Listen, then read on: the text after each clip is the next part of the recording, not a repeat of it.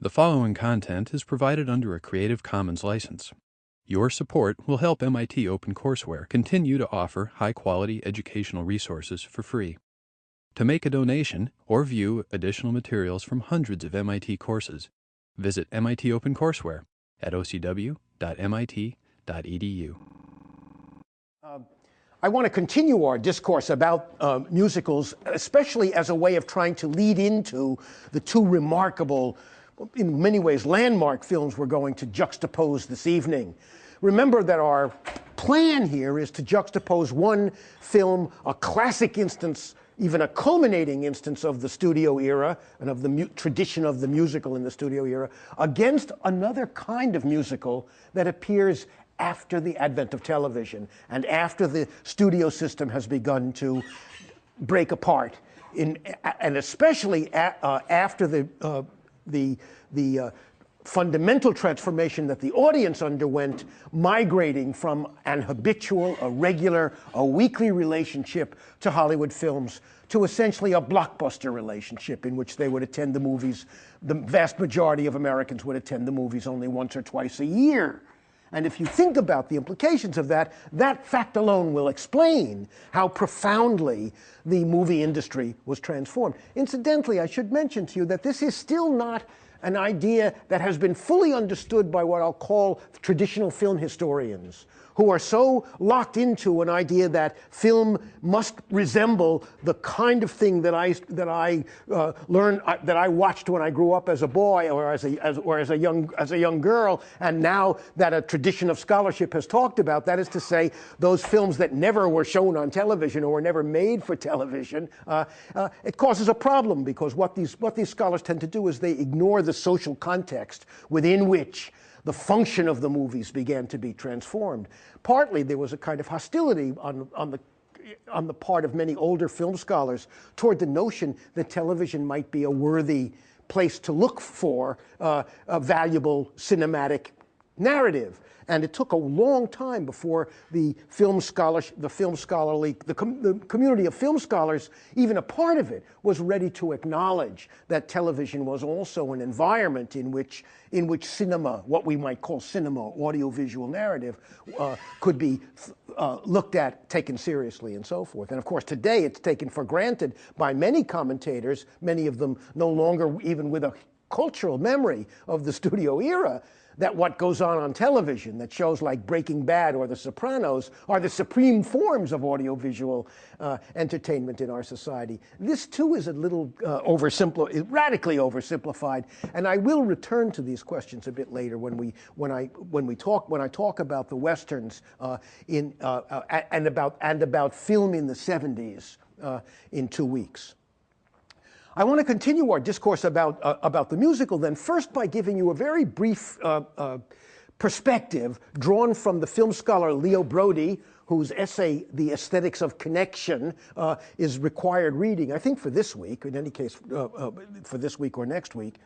And he talks in that essay, among other things, very richly about the musical and about ways of thinking about the musical. And I'm borrowing from an argument he makes in that remarkable essay.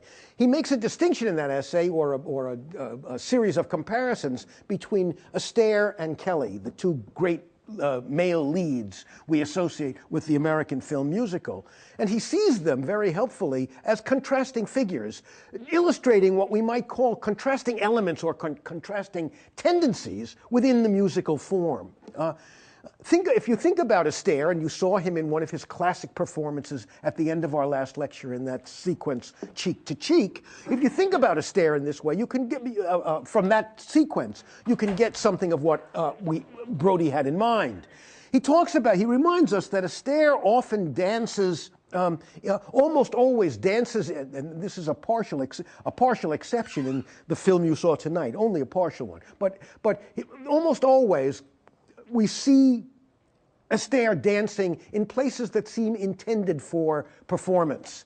That is to say, we won't see Astaire dancing in the middle of a cornfield or dancing up the side of the Empire State Building as Frank Sinatra and Gene Kelly do in a musical. It's called On the Town.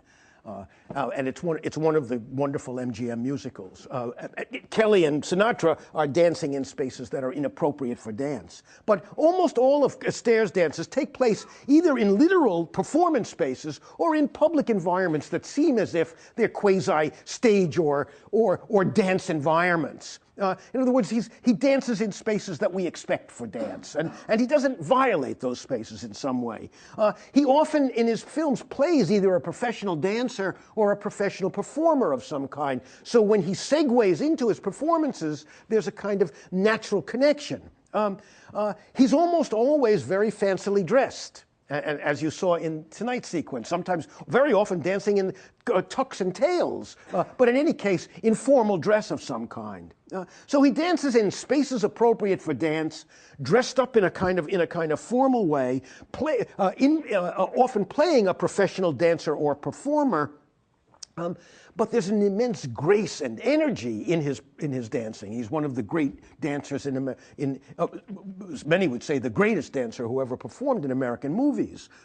And one way to talk about what the attractions of what he's doing is we can say that what he embodies is the principle of grace under constraint, like a great baseball pitcher. Look, a lot of people can throw the ball 97 miles an hour, but only a very small number of pitchers who make a lot of money can throw a ball 97 miles an hour and control where it goes. And we can say that kind of athletic power, a lot of athletics involves this, where you're trying to control tremendous physical energy. And the physical energy has to be constrained in certain ways. And part of what we admire about the expression of that physical energy is how constrained or graceful it can become. There are many people who have made analogies between Astaire's dancing and what great basketball players do, showing tremendous physical energy, but also a kind of gracefulness within the constraints that are imposed upon them by the lines on the court, by the demands of the basket, and by the claims of gravity when they jump, and so forth. And I make allusion to these non-dance analogies because so many people seem to respond more fully to those than to dance itself. Even though those of you who have danced or are dancers or know serious dancers will understand that dancers themselves are much greater athletes than most athletes, and that there is a profound form of athleticism, of physical energy, grace, and physical control involved in dance. And we see that in Astaire's performances. It's as if he stands for a form of grace under constraint, of strength and power, constrained but not undermined by the rules and boundaries within which it must operate. It's a form of classical art. And what we can say is that Kelly stands for classicism. Astaire stands for the classic, for classicism, and Gene Kelly, who is a kind of opposite in this way in his dances, stands for the romantic, right? The classic and the romantic tendencies or energies. I'm oversimplifying here, as Brody does, but again, it's a useful and illuminating simplification, because we see Kelly, for example, mostly he doesn't play professional performers or professional dancers. He almost always wears ordinary casual clothing, open shirts, jeans. This casualness of appearance is matched by the fact that the dances he engages in often take place in spaces that are not appropriate for dance or almost hostile to dance. And one of the deepest principles of Kelly's performances, of Kelly's dances, in a certain sense, is this contest between his exuberance and energy and the constraints that surround him. But Unlike Astaire, he does not reveal the power and grace of his dance by acknowledging the constraints and living within them. The energy of his dance expresses itself in the moments when he overgoes boundaries, when he violates borders of various kinds. And there are numerous examples of this in Singin' in the Rain. I'll give you that. I'll mention some of them in a little while. So the contrast between Kelly and Astaire in this way, and look, in both cases I've simplified because they also resemble each other in certain ways. But these tendencies distill quality. This argument distills qualities in them that clarify certain energies or tensions that can be said to be characteristic not only of the two dance styles and the kinds of movies these two stars are in, but also in the musical genre as a whole. I'd like to say a couple of things about each of the two films we're going to see tonight by way of framing some of the most important issues for you to think about. And I think, without trying to anticipate too much, and I have to, these are very rich, complex texts, and 20 minutes of conversation, no matter how pointed, can never do full justice to them. I don't intend to do full justice to them, but I want to suggest some ways for you to think about aspects of these films as you're viewing them. And my hope and expectation is that these perspectives will energize and enliven the film for you and cue you in to aspects of the film that you might otherwise not see as deeply or might not occur to you until you reflected on the film after the case. One way to think about Singing in the Rain, then, our classic our example of a Hollywood musical, a culminating instance of a Hollywood musical, is to recognize that it belongs to a subcategory of musicals, to several subcategories of musicals, one of which I've already mentioned, the putting on the show, the backstage story, but here the backstage story is the story of a movie instead of a play, but it's the same basic situation. But it is also sometimes called a song catalog movie, because there's so many songs in it, and it's kind of a catalog or an encyclopedic object, an encyclopedia of film, of music and of song. This is almost literally true of Singing in the Rain. Arthur Freed, the executive producer of so many major films, over 40 MGM musicals between something like 1939. What was the great musical in 1939? The Wizard of Oz. The first musical that is thought to be a musical in color. And think how organically The Wizard of Oz uses color. Arthur Freed was the executive producer of that film. From that point until sometime in the 1960s, he was the executive producer or the supervisor of something like 40-plus MGM musicals, of which Singing in the Rain is a classic instance. So Freed had worked as a lyricist. Arthur Freed had worked as a lyricist at MGM with Nacio Herb Brown, the songwriter, many years earlier. And most of the songs in Singing in the Rain, 1952, had been introduced in MGM musicals from 1929 on. So in a literal sense, the film is a kind of encyclopedia of older songs. Thus, and especially two key songs in the film, Broadway Melody and You Were Meant for Me, were both featured in that early and signature musical, that founding musical that I mentioned this afternoon, the Broadway Melody of 1929. So part of the pleasure for older members of the audience in 1952 would have been to hear and see these numbers in the new souped-up arrangements that were created for this film in such artful performances. There's one song in the film that my colleague Martin Marks, M-A-R-K-S, he sometimes teaches this course in the spring. He's a professor of music, and he sometimes, and I encourage all of you to consider taking it, teaches an advanced course in the American musical. It's a wonderfully interesting course, and he knows more about the musical, I think, than almost any living human being. And I'm stealing from some of his teaching notes here when I say this. He says, one song that Marty Marks loves to talk about is a minor song in the film, and I'm mentioning it because you might miss it otherwise. It's called Would You? And it's a song that shows the process of dubbing, right? And it's a song that actually has a kind of plot and historical function within the film. It comes near the end of the film. And when it was sung in this moment, it was already old-fashioned in its original day when it was first written and sung. And by 1952, it's much more outmoded, Professor Marks tells us. Although it's a simple and graceful waltz, it uses an antiquated diction, for example, and there are other signals that, even the fact that it's a waltz, that show it to be kind of old-fashioned in a way. But in Singing in the Rain, this old-fashioned song is used to telescope the process of recording for films shot by shot. Watch how it happens. It's a very exciting moment because and so what happens then is that the old-fashioned song becomes the cornerstone of the new technology of sound recording.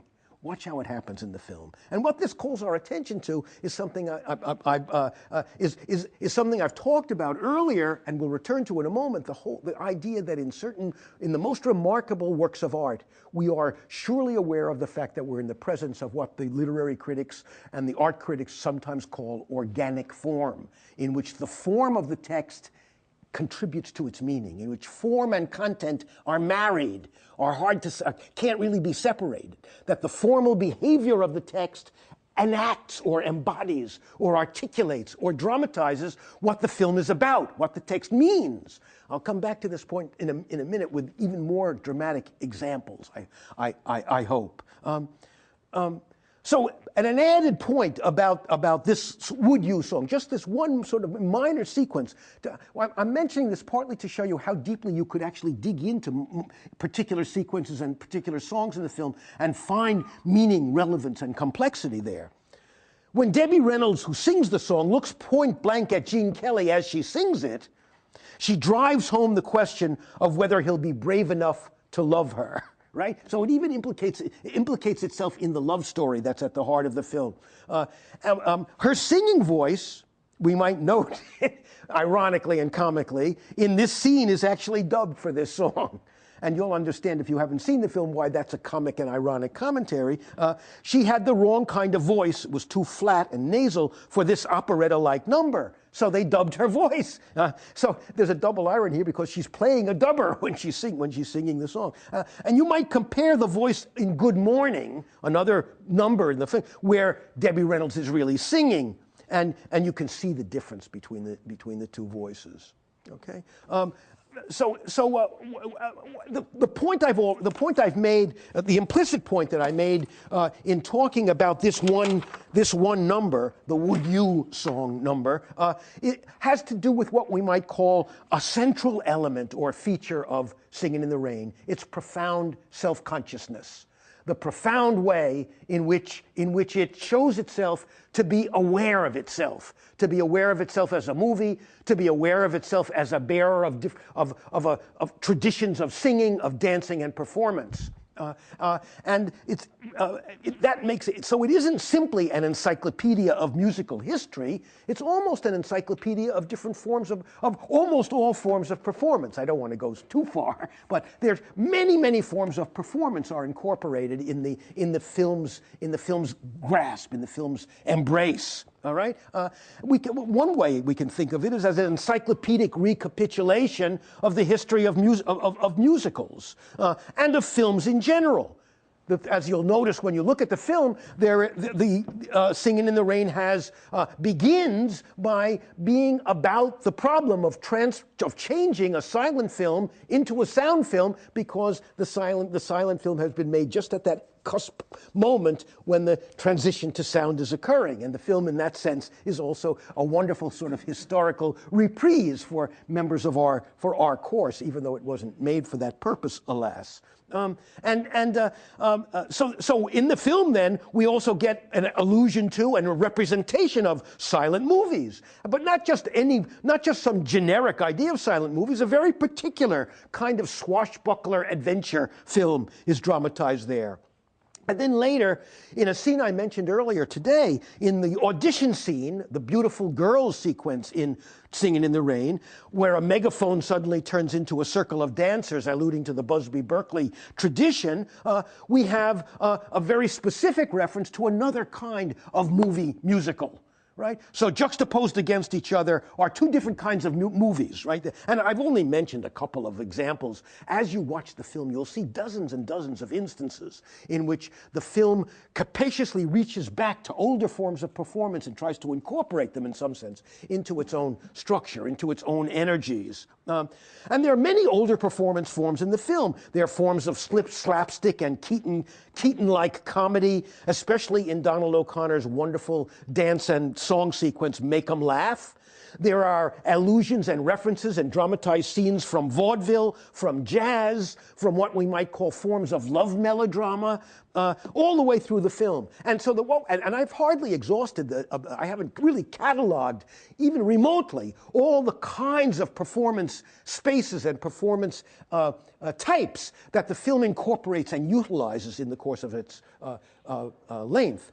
Nor have I even begun to list the number of musical styles, particular songs and particular dance styles that are also incorporated into the film. But I've said enough to suggest that the Singing in the Rain has what might be called a structural or a formal exuberance, a kind of excitement, as if it every time it turns, it wants to make an allusion to another kind of text, as if it feels itself in some sense with a kind of excitement and exuberant energy, constantly in touch with its ancestry, and with an ancestry that it tries to define very generously and broadly. And so what we're saying is that formally, structurally, the film is expressing a special kind of intellectual energy, excitement, exuberance. Right?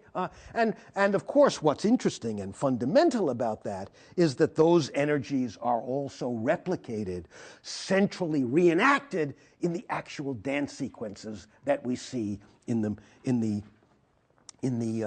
film. It's a profoundly rich example of what I called a moment ago, organic form.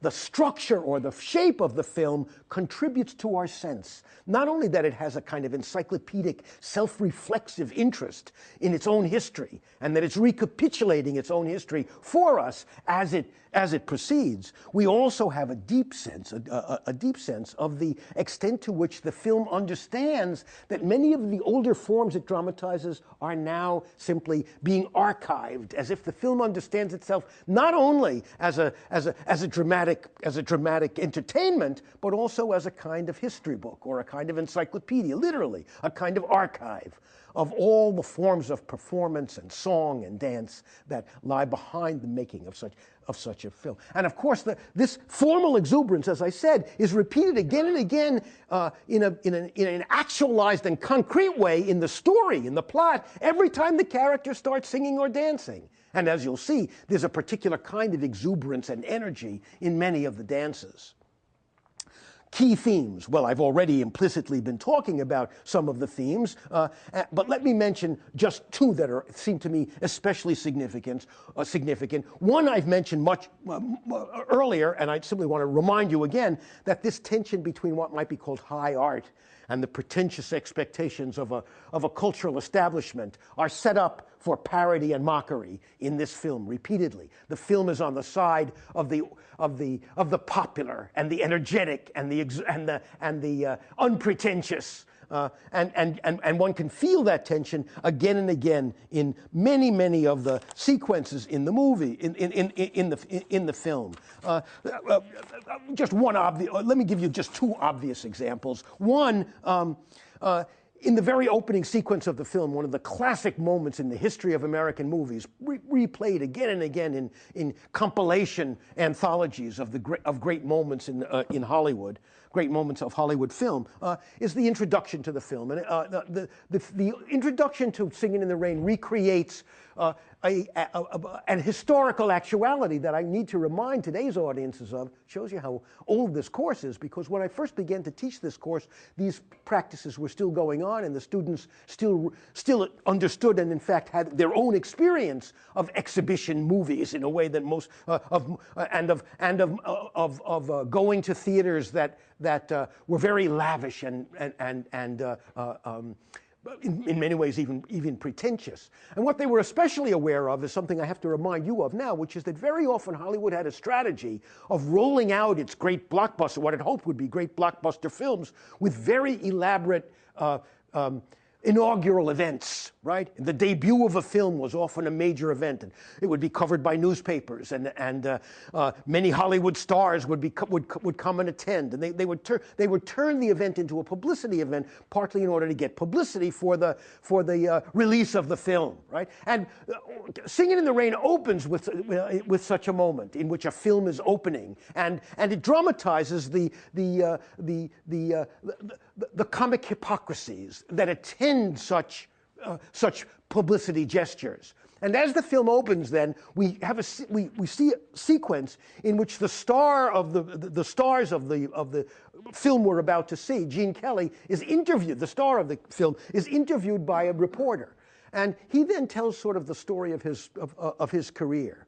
But the story that he tells is fake, is a lie. It's very pretentious. Oh, we went to the best conservatories. We were trained by classical musicians and classical actors, right? And he acts very pretentious. But that's what he says. But what we see, what is shown to us, is the actual history of how Don Lockwood and his partner, his sidekick, played by the brilliant performer Donald O'Connor, really got their start. And so that while he says we were trained in the best conservatories, what we see are Donald O'Connor and Gene Kelly dancing in a burlesque show. And so there's this constant, very obvious, even in some ways crude, mockery or laughter at the hypocrisies of Hollywood. And part of what's being celebrated there is the exuberance and energy of unsanctioned forms of performance, like the dances that people do in burlesque shows, right? As against what you do when you go to the museum or when you come to the university and have your professor declaim ancient Greek to you in syllables you have no understanding of, right? So there's one example of how that theme plays out, but you can find it in dozens and dozens of other places in the film, and I hope you'll watch for them for such moments. So I won't give you my second example. I'm running out of time. Let me turn to the next large theme I want you to be aware of. I call it the theme of outer versus inner. It's really a variation on or an extension of the theme of high versus popular art, in the sense that it's also about the difference between a kind of pretentious and constraining and old-fashioned view of things and a more spontaneous we might even say a more spontaneous and popular or democratic view of things. And the term I give it is the difference between outer and inner, or the difference between appearance and reality. And in fact, the example I just gave you, in which we have Don Lockwood telling the reporter that he was educated in the best conservatories while we see that he's dancing in a burlesque show, is an example of that kind of thing as well. But there are many other very dramatic examples, and I want to mention one of them now. When the Debbie Reynolds character, the love interest of our protagonist, first meets the Don Lockwood character, the character played by Gene Kelly, she pretends not to recognize him, even though he's a famous movie star.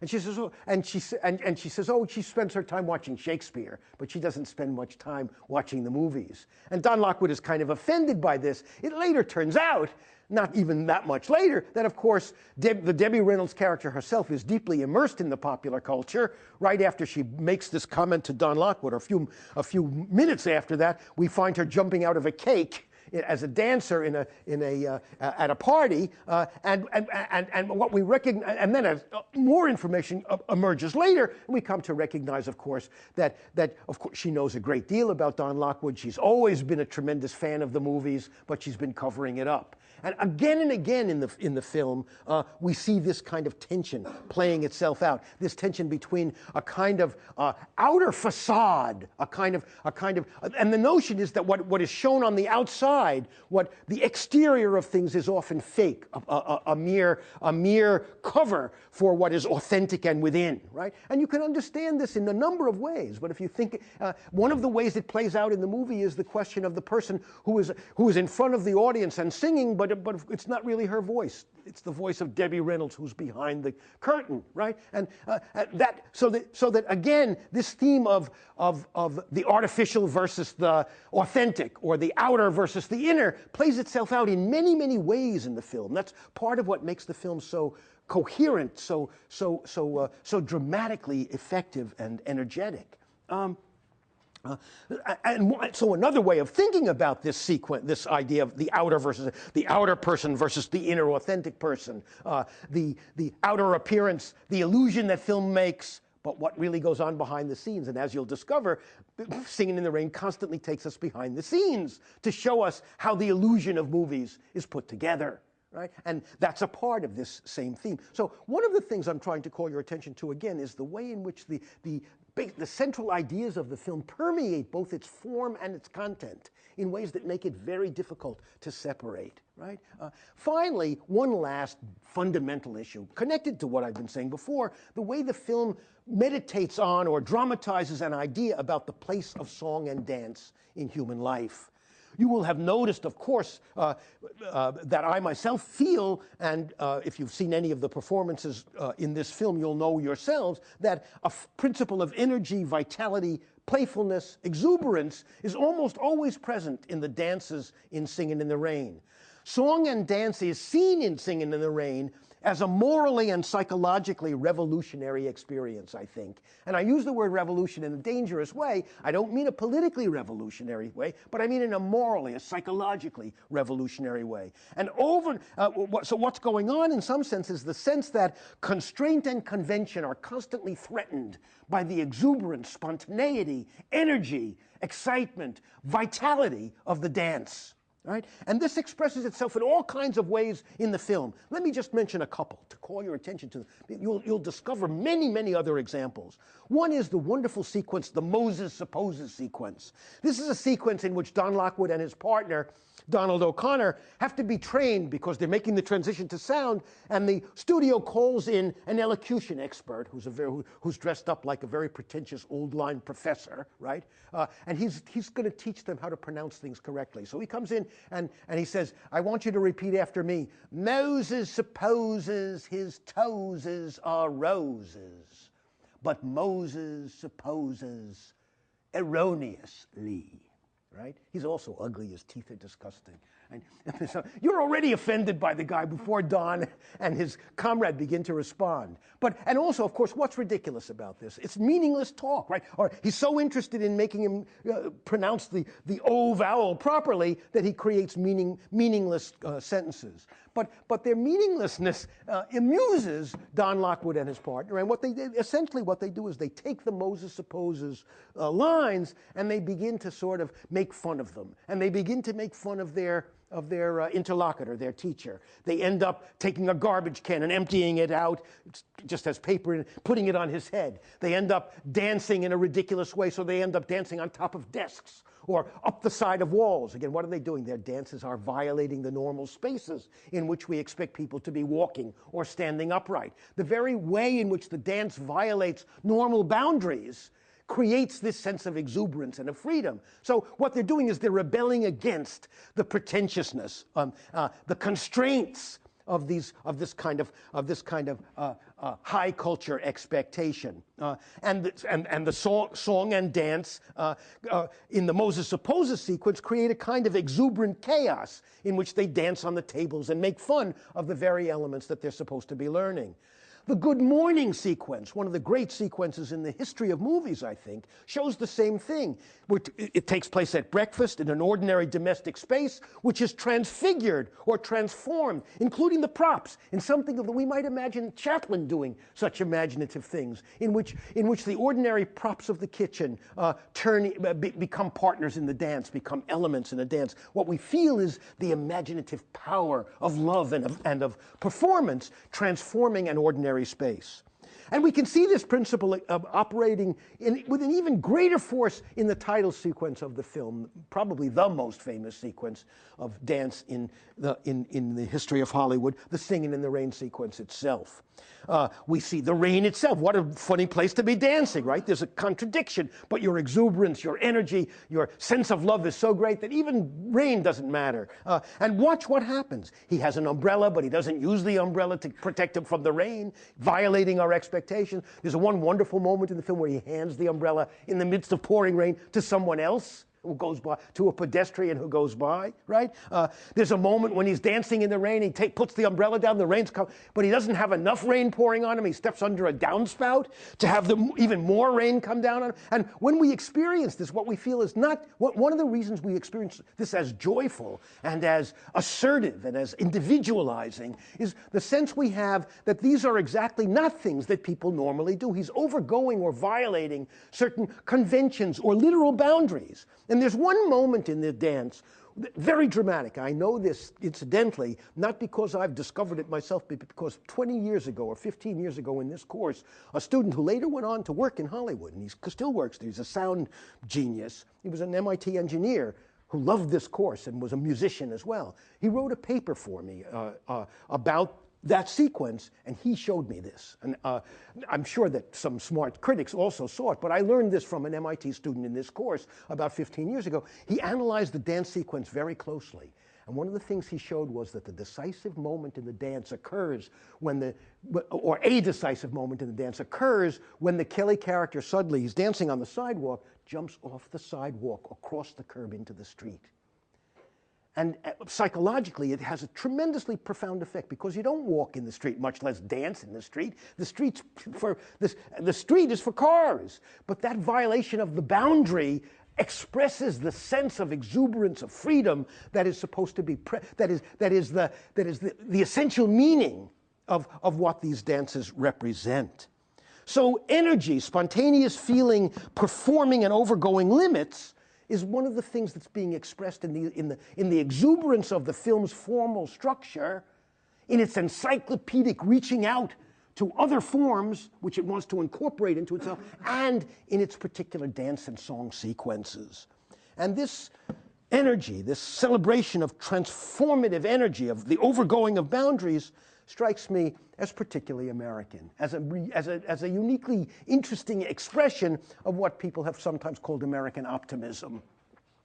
And even of the democratic spirit, of the openness that we associate with that we associate with our ideals, not the reality, but our ideals of democratic society. What these dances and songs tell us then about the place of dance and song in our lives, the idea that you would begin to dance in a space unused to dance, hostile to dance, transforms the space, right? So what this film then says about these things is that our speech can be nudged into song. Our way of walking can be edged into a dance. And that the ordinary objects in our domestic and public spaces can become props in an improvised ballet. When we turn to cabaret, we're looking at a very different kind of object.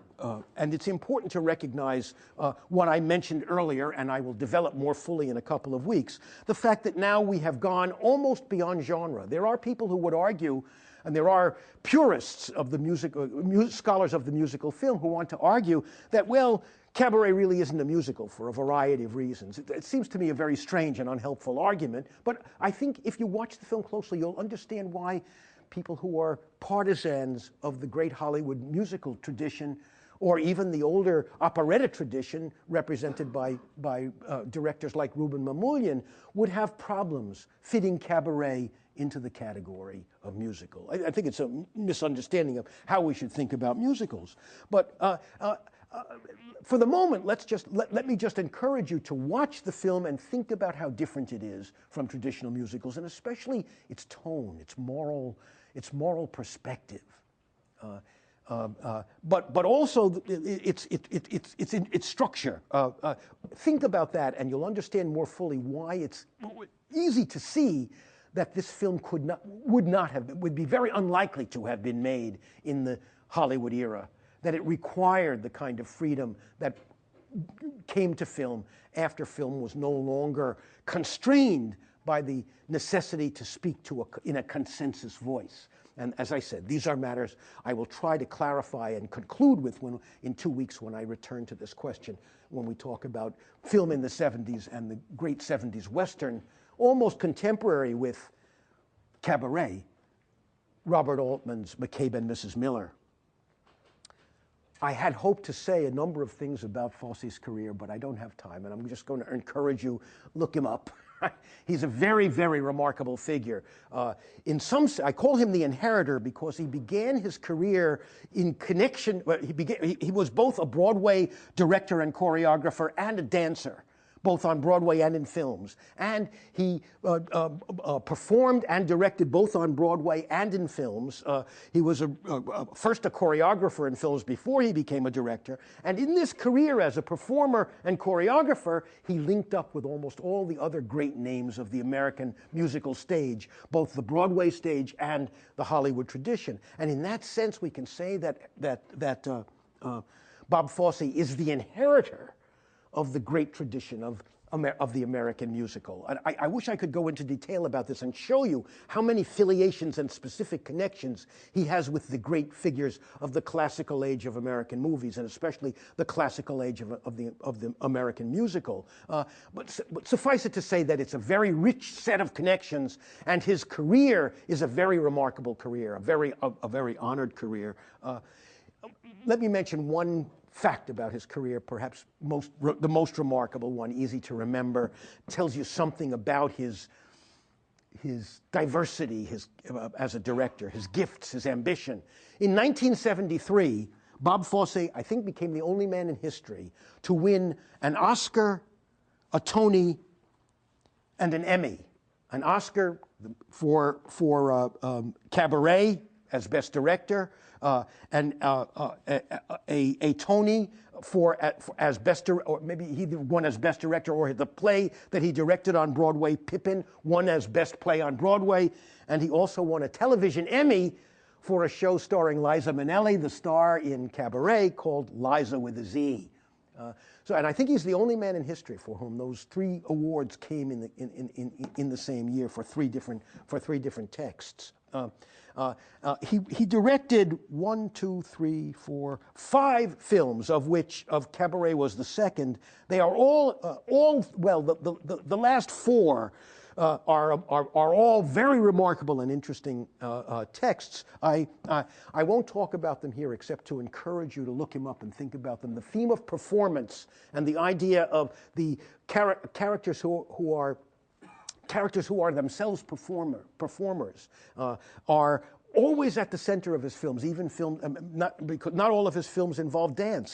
He made a film about the life of Lenny Bruce called Lenny, starring Dustin Hoffman, for example, that doesn't have musical numbers in it, but it has many performance numbers in it, and it's a very rich, complex, sophisticated film. So for an interesting and profoundly serious director. I wish I could say more about his career. I want to say a word about the context of Cabaret so you'll understand that aspect of the film more fully too.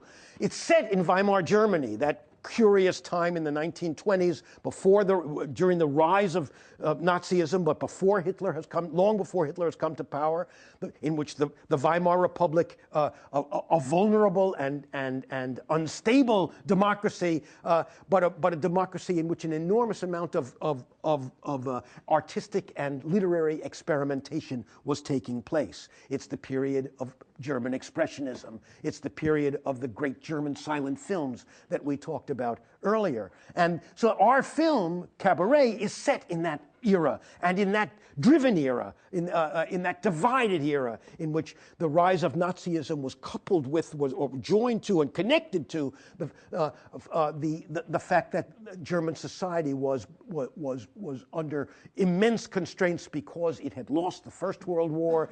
The conditions under which they had been forced to surrender were very onerous. There was very high levels of unemployment. It was a society. It was a schizophrenically divided society, a society of great artistic energies, but of great political divisions and difficulties and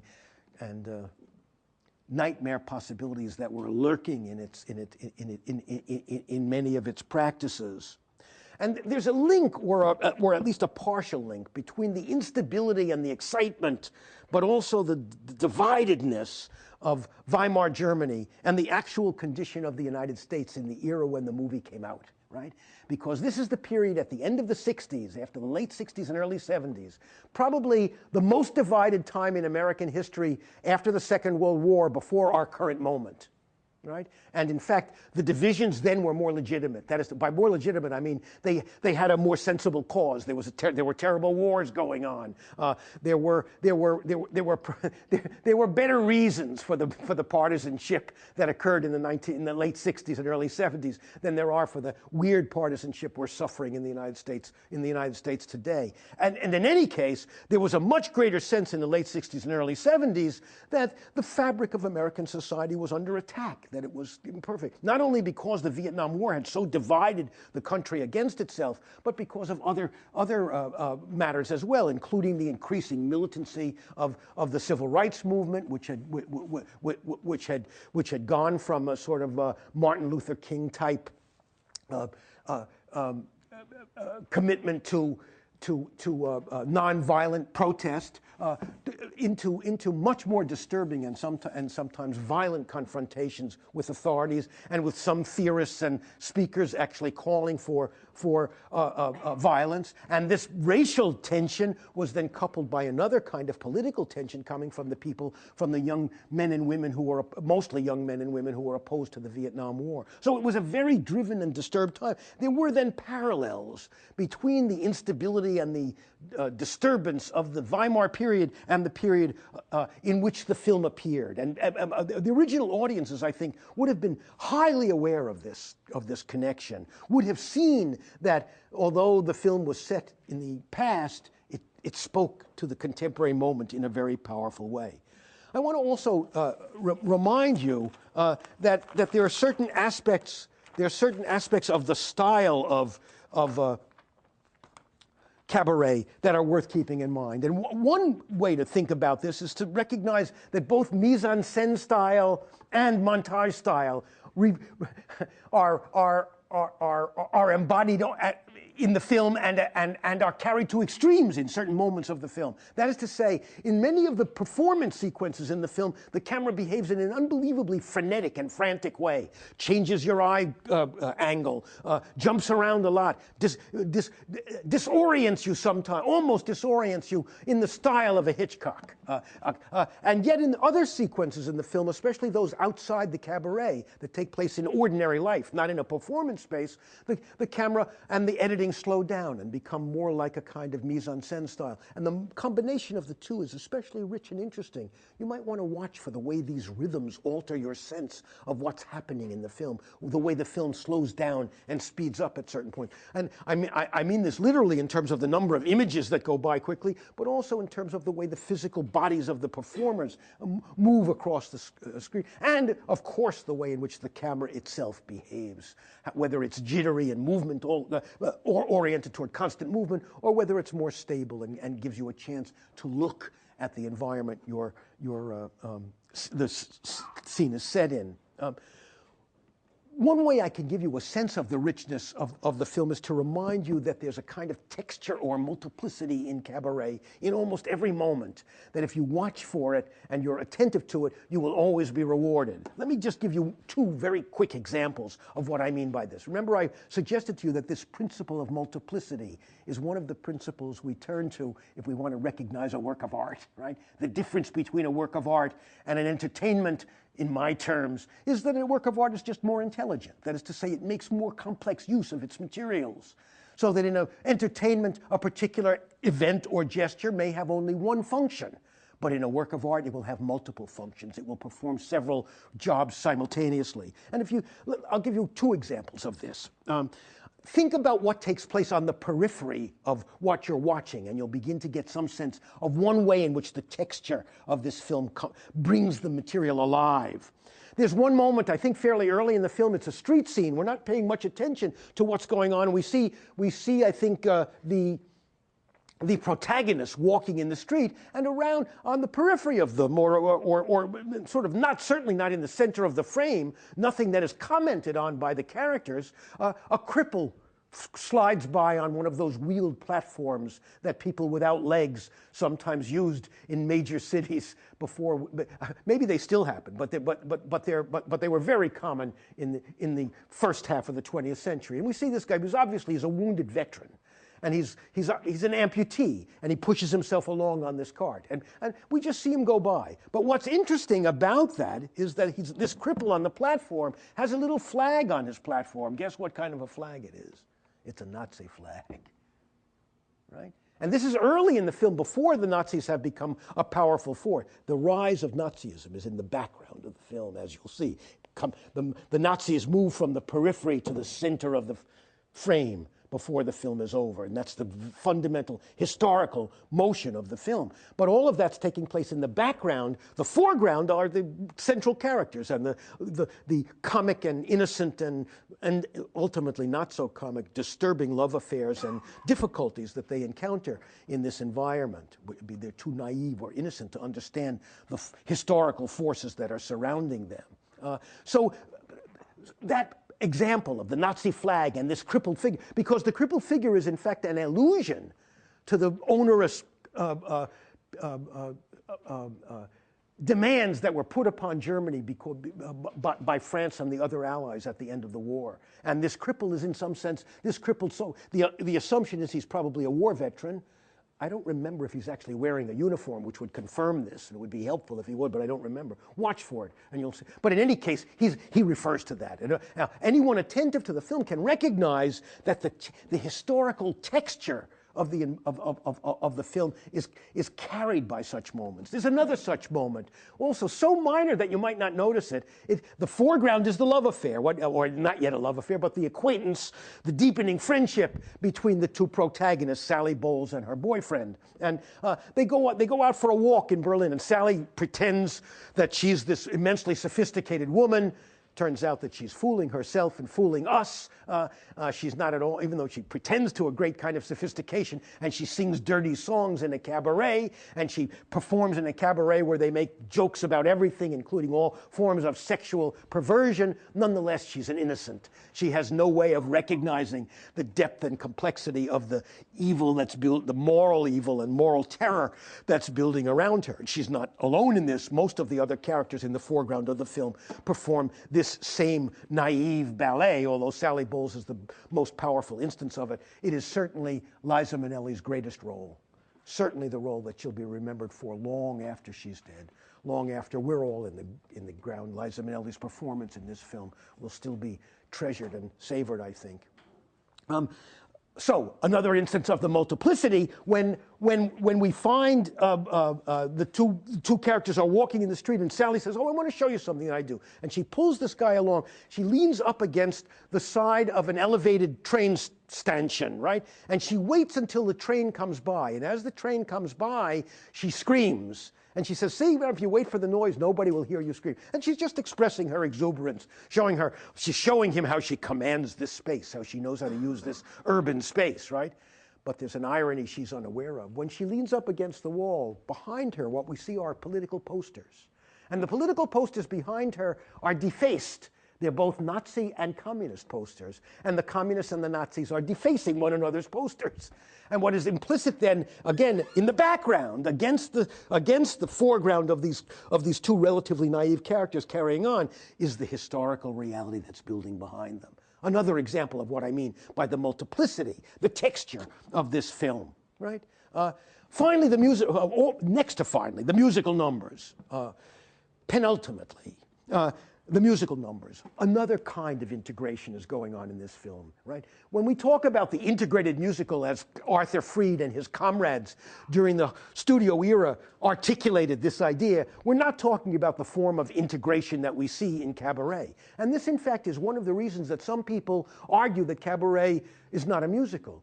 Because with one exception, none of the musical performances in Cabaret take place out of a performance environment. They all take place in the cabaret. The film is about a cabaret performer, and we see many performances in the cabaret.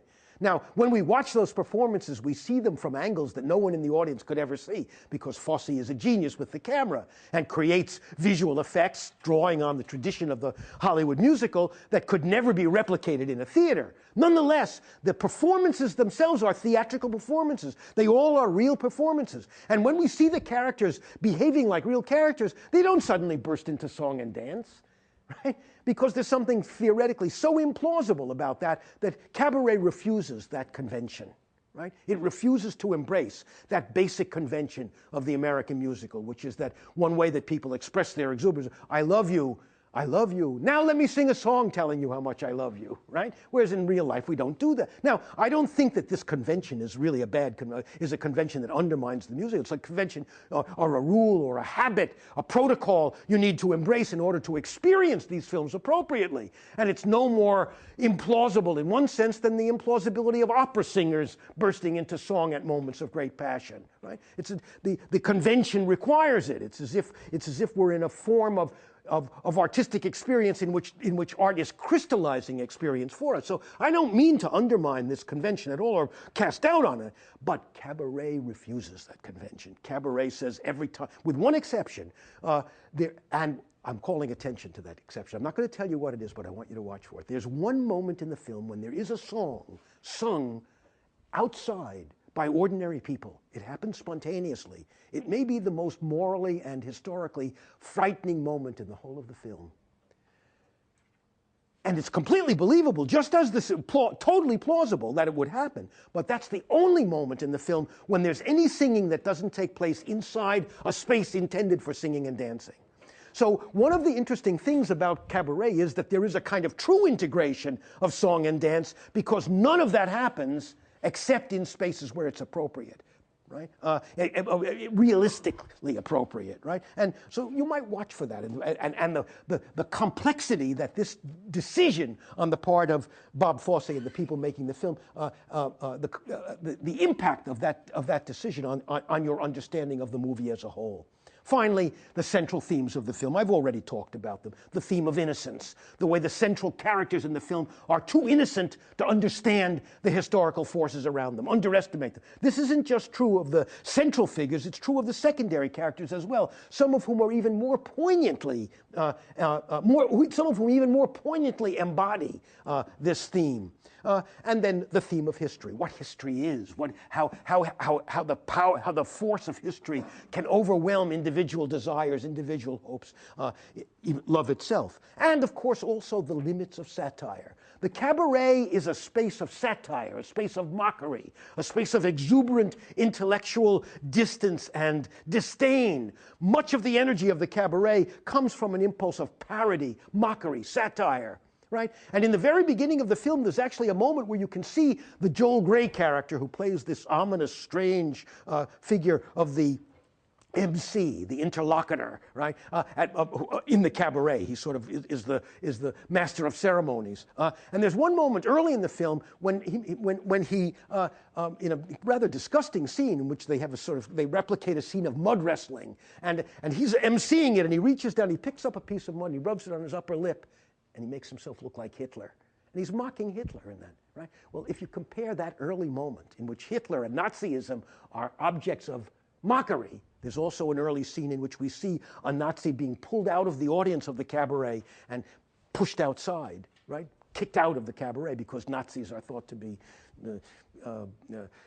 unacceptable. They're thought to be vulgarians, right? This is early by the time the film is over, by the time you come to the very end of the film, one of the very final images of the film shows us the audience of the Cabaret filled with Nazi officers, filled with Nazi uniforms. The Nazis have moved from the periphery to the center of the movie, and that's part of the terror that the film dramatizes. And it also, therefore, of course, dramatizes the limits of satire, because the Cabaret itself, like the characters, imagines itself to be exempted from or apart from history. It can maintain its mockery, its distance. Satire can protect me from and of course, the Cabaret is just as naive as the characters themselves. It's overwhelmed by the forces of history in a way that the characters themselves also are. Both of these films in their own way have generated a tremendously interesting and serious volume of discourse, both in terms of their musical qualities and the qualities of their choreography, and in terms of their content. They're really such complex films that watching them together makes an immense intellectual demand on everyone. I know you're capable of that, but I hope that you'll take the time to let the implications of these films settle into your mind for days and maybe even weeks after you've watched them. And I hope, of course, that this first viewing will only be the first of many. I wish you the joy of these wonderful movies.